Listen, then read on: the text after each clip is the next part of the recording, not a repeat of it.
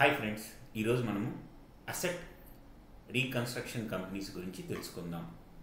అసలు asset reconstruction companies ఏం చేస్తాయి, ఓకే, వాటిని సెటప్ చేయాలంటే ఎలిజిబిలిటీ ఏంటి, ఓకే, వాళ్ళు ఏమేమి చేస్తుంటారు, వాళ్ళ యాక్టివిటీసు, ఇలాంటివన్నీ మనం తెలుసుకుందాం.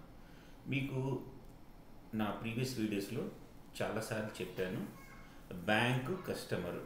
ఓకే, ఒక బ్యాంక్ కనుక ఒక లోను కస్టమర్కి ఇస్తే కస్టమరు ఏమవుతాడు, బారోవర్ అవుతాడు, బ్యాంక్ అనేది లెండర్ అవుతాడు. సో బ్యాంకుకి ఒక లోన్ ఇస్తే అది అసెట్, అదే ఒక బారోవర్ లోన్ తీసుకుంటే అతనికి అది లయబిలిటీ. సో ఎప్పుడు లోన్స్ అనేవి బ్యాంక్స్కి కానీ ఫైనాన్షియల్ ఇన్స్టిట్యూషన్స్ కానీ అసెట్స్. ఈ అసెట్స్ బ్యాడ్ అసెట్స్ అయిపోతే, అంటే వీటిలో ఈఎంఐలు రావట్లేదు, బారోవర్ సరిగా కట్టట్లేదు, అప్పుడు ఈ ఏవైతే బ్యాడ్ అసెట్స్, ఈ ఎన్పిఏ నాన్ పెర్ఫార్మింగ్ అసెట్స్ని ఏఆర్సి అసెట్ రీకన్స్ట్రక్షన్ కంపెనీస్కి బ్యాంక్స్ కానీ ఫైనాన్షియల్ ఇన్స్టిట్యూషన్స్ కానీ అమ్మేసి వాళ్ళ బ్యాలెన్స్ షీట్ని క్లీన్ చేసేసుకుంటాయి. సో ఈ ఏఆర్సీలు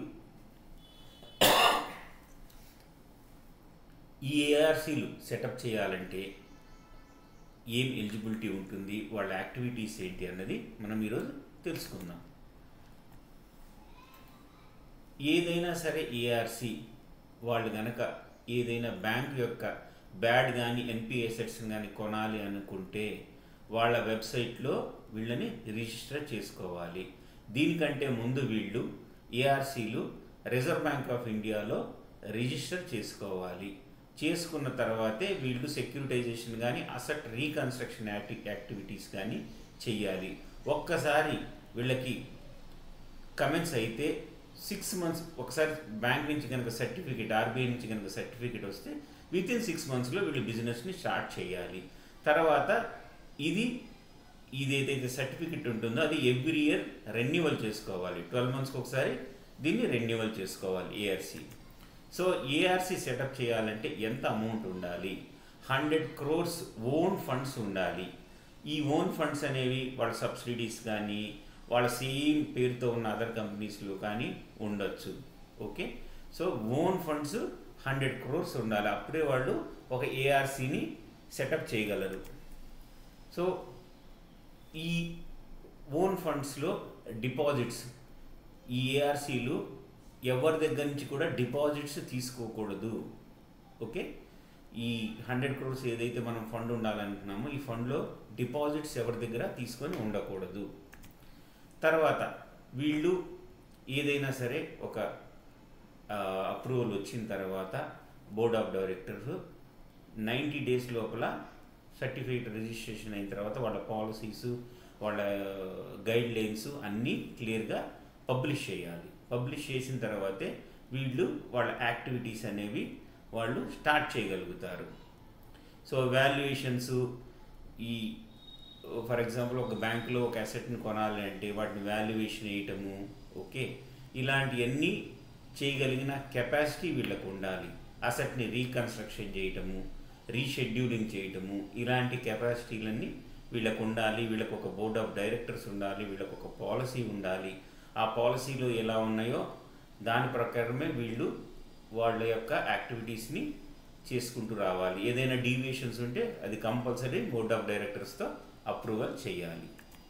సో ఈ ఎన్పిఎస్ని, బ్యాడ్ అసెట్స్ని బ్యాంక్ దగ్గర నుంచి కొన్న తర్వాత వీళ్ళు దాన్ని రీకన్స్ట్రక్షన్ చేస్తారు. రీకన్స్ట్రక్షన్స్లో ఏమవుతుందంటే ఒక్కోసారి వాళ్ళ ఏదైతే డిఫాల్ట్ అయిన కంపెనీలు బోర్డులోకి వెళ్ళటము, వాళ్ళ షేర్స్ని వీళ్ళు ఎక్వైర్ చేసుకోవటము, లేదు అంటే లోన్ పీరియడ్ మార్చటము, వాళ్ళకు వచ్చే రీపేమెంట్స్ని బట్టి పీరియడ్ని పెంచటము, ఈఎంఐ అమౌంట్ తగ్గించడము. సో ఇలా లాట్ ఆఫ్ కాంబినేషన్స్ చేసి వాళ్ళు ఆ బారోవర్ దగ్గర నుంచి అమౌంట్ని వసూలు చేసి దాన్ని స్మూత్గా క్లోజ్ చేస్తారు. సో ఈ మెజర్స్ ఏంటి రీకన్స్ట్రక్షన్లో మనం అనుకున్నాము, బారోవర్ కంపెనీ మేనేజ్మెంట్ని టేక్ ఓవర్ చేసుకోవటము, తర్వాత దీనికి చేంజెస్ చేయటము, పాలసీలు మార్చడము, ప్రొసీజర్ చేంజ్ చేయటము, ఇవన్నీ కూడా చేయాల్సి ఉంటుంది. సో ఏదైతే ఒక కంపెనీ డిఫాల్ట్ అవుతుందో ఆ కంపెనీని ఏఆర్సీ తీసుకున్న తర్వాత దీన్ని సేల్ కానీ లీజ్కి కానీ ఇవ్వచ్చా అంటే లేదు, ఇవ్వడానికి లేదు. దాని తర్వాత రీషెడ్యూలింగ్.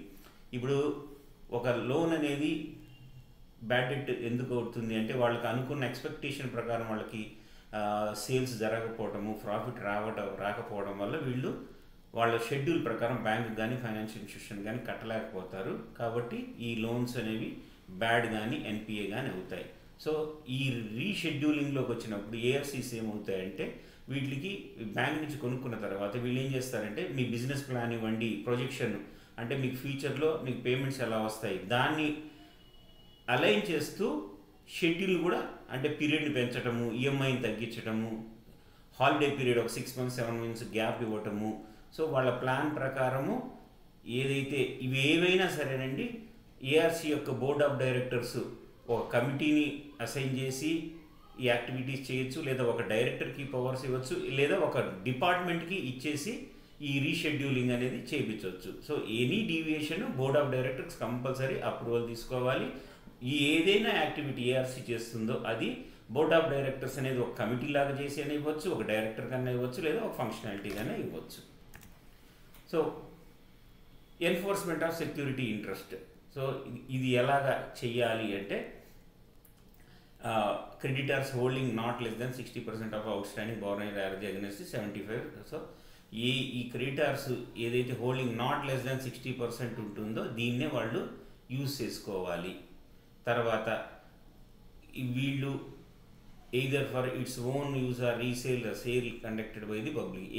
ఏదైనా సరే ఓన్ యూజ్ చేయాలన్నా లేదా రీసేల్ చేయాలన్నా కంపల్సరీ పబ్లిక్ ఆప్షన్ తీసి దాని ప్రకారమే దాన్ని రీసేల్ కానీ ఓన్ యూజ్ కానీ యూజ్ చేసుకోవాలి ఏఆర్సీస్. తర్వాత ఒకవేళ dues payable by borrower dues అయితే పే చేస్తారో వాటిని ఎలా సెటిల్ చేయాలి, ఇదేనికి సెటిల్ చేయాలి.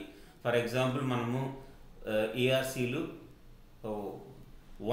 వన్ పేమెంట్ కాకుండా మల్టిపుల్ పేమెంట్స్ కూడా బారోవర్కి ఆప్షన్స్ ఇవ్వచ్చు. వాళ్ళ పేబుల్స్ వాళ్ళకి వచ్చే అమౌంట్ని బట్టి క్యాష్ ఫ్లోస్ని బట్టి మోర్ దాన్ 1 ఇన్స్టాల్మెంట్స్గా కూడా ఇవ్వచ్చు. దీని తర్వాత ఏదైనా మళ్ళీ చెప్తున్నాండి, ఏ యాక్టివిటీ అయినా సరే బోర్డ్ ఆఫ్ డైరెక్టర్స్ ఎవరినైతే అసైన్ చేస్తారో ఒక కమిటీ కానీ డైరెక్టర్ కానీ ఒక ఫంక్షనాలిటీ కానీ చేయాలి. సో ఈ వచ్చిన సెటిల్మెంట్ ఆఫ్ డ్యూస్ ఎలా సెటిల్ చేసుకోవచ్చు అని అంటే బైబ్యాక్ కూడా చేసుకోవచ్చు ఏఆర్సీస్. కానీ ఆ బైబ్యాక్ చేసేటప్పుడు ఏమేమి ఫ్యాక్టర్స్ మనము చేసుకోవాలో వీటిని మనము ఇక్కడ చూసుకోవాలి. ఓకే, ఏమవుతుందంటే ఒకసారి రికవరీ రెజల్యూషన్ అనేది అన్సర్టన్ అయిపోతుంది. అలాంటప్పుడు ఏఆర్సీలే బైబ్యాక్ చేస్తాయి. అదేంటి రీస్ట్రక్చరింగ్ చేయడం వల్ల బెనిఫిట్ అవుతుంది, అలాంటప్పుడు కూడా ఇవి యూజ్ అవుతాయి. తర్వాత మనం వాల్యుయేషన్ అసెట్స్. సో ఈ అసెట్స్ ఏవైతే బారోవర్ దగ్గర నుంచి తీసుకుంటారో ఈ అసెట్స్ని కరెంట్ వాల్యూ ఎలా వాల్యుయేషన్ ఇస్తామంటే కరెంట్ వాల్యూ, ఆ వాల్యుయేషన్ అనేది లేటెస్ట్ 6 months వాల్యుయేషన్ మనము తీసుకోవాలి. తర్వాత పాజిటివ్ నెగిటివ్ చేంజెస్ ఏంటి అసెట్కి, ఓకే అది బిల్డింగా ల్యాండా, దాని యొక్క పాజిటివ్ ఏంటి నెగిటివ్ ఏంటి. తర్వాత ఈ వచ్చిన అమౌంట్ని ఈ అసెట్ని రీసేల్ కానీ ఆప్షన్ ద్వారా రీసేల్ వచ్చిన దాన్ని ఫస్ట్ స్టాట్యూటరీ డ్యూస్కి రీపే చేయాలి. ఇప్పుడు చాలా డ్యూస్ ఉంటాయి కంపెనీవి సంబంధించి. స్టాట్యూటరీ అంటే గవర్నమెంట్కి సంబంధించిన ట్యాక్సులు ఇలాంటివన్నీ ఫస్ట్ కట్టాలి. తర్వాత ఎంప్లాయీస్కి ఏవైతే శాలరీస్ పెండింగ్ ఉన్నాయో అవన్నీ కట్టాలి. అవన్నీ అయిన తర్వాతే మిగిలిన వాటికి ఈ వచ్చిన అమౌంట్ని మిగిలిన వాటికి అడ్జస్ట్ చేయాల్సి ఉంటుంది. తర్వాత ఒకవేళ ఈ ఏఆర్సీ కంపెనీలు బారోవర్ కంపెనీ షేర్స్ని కనుక ఎక్వైర్ చేయాలంటే 26% కంటే ఎక్కువగా ఎక్వైర్ చేయడానికి లేదు. So realisation of financial assets. So realisation అంటే మనము వాటిని రీసేల్ కానీ చేయడం వల్ల వచ్చిన దాన్ని. ఓకే, సో ఎలాంటి రియలైజేషన్ చేయొచ్చు అంటే రీషెడ్యూలింగ్ చేయొచ్చు, దాని తర్వాత సెటిల్మెంట్ చేయొచ్చు, లేదా సేల్ ఆర్ లీజ్ ఇవ్వచ్చు, తర్వాత డెబిట్ని షేర్స్గా కన్వర్ట్ చేయొచ్చు. ఇలాంటివన్నీ చేసి ఆ రియలైజేషన్ వచ్చిన అమౌంట్ని మనం అడ్జస్ట్ చేయాలి. అడ్జస్ట్ చేయాలంటే ఫస్ట్ మనము స్టాట్యూటరీ, తర్వాత ఎంప్లాయీస్, దీని తర్వాత మిగిలిన వాటికి అడ్జస్ట్ చేయాల్సి ఉంటుంది.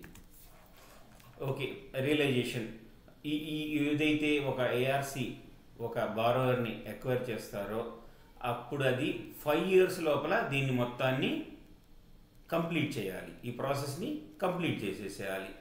ఒకవేళ ఎక్కువ టైం కావాల్సి ఉంటే 8 years కంటే ఎక్కువ ఉండకూడదు. అది బోర్డ్ ఆఫ్ డైరెక్టర్స్ అప్రూవల్తోనే ఇది 8 years వరకు. ఏదైనా సరే ఒక ఏఆర్సి ఒక బ్యాంక్ నుంచి ఒక అసెట్ని కనుక కొనుక్కుంటే 5 years లోపల దీన్ని ఎక్విజిషను లేదంటే దీన్ని రీషెడ్యూలింగ్ చేసి దీన్ని క్లోజ్ చేయడము లేదా రియలైజ్ చేయడము అంతా కంప్లీట్ చేయాలి. మ్యాక్సిమం 8 years లోపల ఇదంతా కంప్లీట్ అయిపోతుంది. Thank you friends. నా వీడియో నచ్చితే లైక్ చేయండి, మీ ఫ్రెండ్స్కి ఫార్వర్డ్ చేయండి. ఇంకా ఏఆర్సీలో పార్ట్ 2 ఉంది, ఇది ఓన్లీ పార్ట్ 1. సో నెక్స్ట్ పార్ట్లో నేను ఇంకా డీటెయిల్గా మీకు ఏఆర్సీ గురించి చెప్తాను.